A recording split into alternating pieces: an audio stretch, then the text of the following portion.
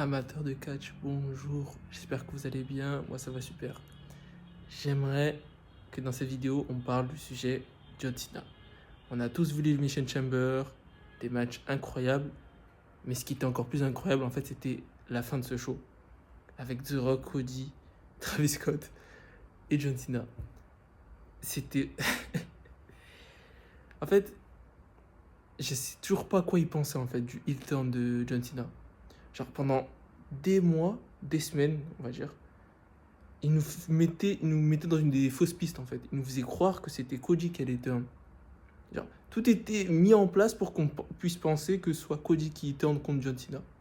Parce que un combat face contre face, ça intéresse pas trop. Il faut toujours un heel entre les deux. Et John Cena, on le voyait difficilement tourner heel. Surtout que c'est très délicat. Genre, franchement, c'est le moment le plus difficile, sachant qu'il lui reste qu'un an, on est bientôt à sa retraite. C'est le moment le plus difficile choisi pour un heel turn, honnêtement. Surtout les conséquences que ça a. Parce que John Cena, c'est celui qui fait le plus de Make-A-Wish, c'est le super-héros pour tout le monde, les enfants l'adorent, etc. Donc ça m'a encore plus surpris. Et moi, je suis un grand fan de John Cena, faut savoir. Donc il y a une partie de moi, il y a le grand Eugene, justement, voilà, celui de maintenant, qui a hâte de voir ce qui va se passer par la suite. Mais t'as Pierre Eugene en moi qui est triste parce que quand même, la scène c'était genre comme les enfants le voient maintenant, bah moi je le voyais comme ça, genre c'était vraiment mon super-héros.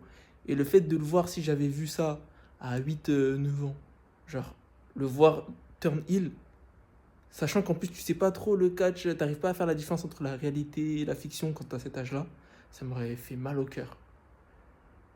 Donc en soi, super move de John Cena.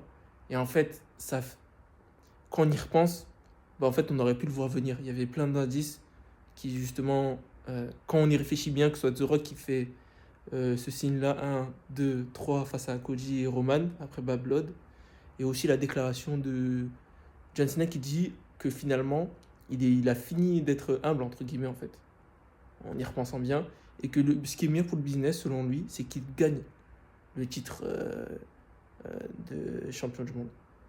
Donc moi, en tout cas, c'est déjà d'une, c'est le plus grand hit turn pour moi de l'histoire, et j'ai hâte de voir ce qui va se passer ensuite. J'ai hâte de voir, j'espère que ils vont pas flop et qu'ils ont vraiment un réel projet avec ce John Cena parce que c'est quand même une décision risquée. Mais connaissant Triple H maintenant, maintenant je respecte Triple H pour moi. J'ai confiance en lui maintenant. Alors je sais que il va pas gâcher ça, tu vois. Mais il y a une petite part de moi quand même qui me dit, c'est risqué quand même. Sinon on l'aurait fait depuis des années. Donc en tout cas, hâte de voir. Dites-moi en commentaire si vous y attendiez ou pas. Et si vous êtes hype ou pas. C'était Just Mayo en tout cas. Tchuss.